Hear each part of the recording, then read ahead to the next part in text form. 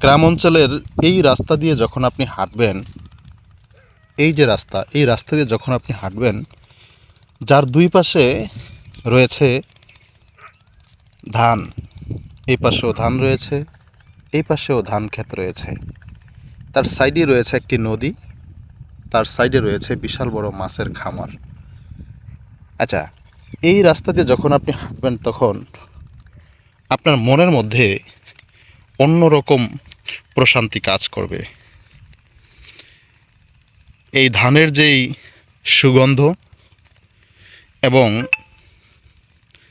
বাতাসের যেই আভা, এটা আপনার মনকে প্রশান্তি এনে দেবে। আপনার মন অনেক খারাপ, তাহলে এই রাস্তা দিয়ে যখন আপনি হাঁটবেন তখন অনায়াসেই আপনার মনটা পরিবর্তন হয়ে যাবে, ভালো হয়ে যাবে। আপনি এটা চেষ্টা করে দেখতে পারেন। যদি আপনার গ্রামে বসবাস হয় তাহলে তো কথাই নেই। দেখুন, একটা পাখি, যে পাখিটা এই যে উড়াল দিল, এটা আমাদের এলাকায় যে বলে যে হট্টটি পাখি, হ্যাঁ, টিয়া পাখি, তাই না? হ্যাঁ, এক কথায় অসাধারণ। কি চমৎকার ডাক তার! নিশ্চয়ই শুনতে পাচ্ছেন ডাক। হ্যাঁ, হয়তো আমি কাছে যেতে না যেতে সে চলে যাবে।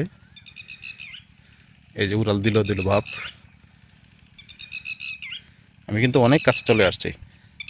এই যে গেল, এই যে গেল, চলে গেল। তো এই দৃশ্যগুলো আপনার মন কেড়ে নেবে। শহরে যদি আপনার বসবাস হয়ে থাকে তাহলে মাঝে মধ্যে যখন আপনি গ্রামে আসবেন তখন, আসসালামু আলাইকুম, তখন আপনি এই দৃশ্যগুলো উপভোগ করতে পারেন। হ্যাঁ, বাতাসের মধ্যে কোনো ধরনের গন্ধ নেই, সতেজ বাতাস, যেটা আপনার শরীরকে স্বচ্ছ করে তুলবে। আমি প্রায় সময়ই চলে আসি এদিকে হাঁটতে হাঁটতে, বিশেষ করে বিকেল যখন হয় তখনই আমি আসি। মজার ব্যাপার হলো, এখানে অনাবাদি জায়গা নেই বললেই চলে। এই দেখুন, ধান ক্ষেতের মাঝখানে সামান্য কিছু জায়গা উঁচা, এই উঁচু জায়গাটা অনাবাদি থাকবে বলে এখানে দেখুন মিষ্টি কুমড়া গাছ লাগিয়েছে। আমি একটু জুম করে দেখাচ্ছি, এই যে, এরপরেও সেটা অনাবাদি রাখেনি।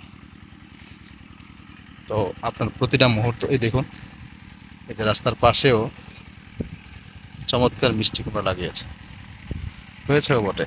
কারণ আপনার প্রতিটা মুহূর্ত ভালো কাটুক এই কামনা করছি। দেখুন, এই যে আমি যেদিক দিয়ে হেঁটে যাচ্ছিলাম, কি চমৎকার, কি অসাধারণ একটি আম গাছ রয়েছে, এক পায়ে দাঁড়িয়ে আছে।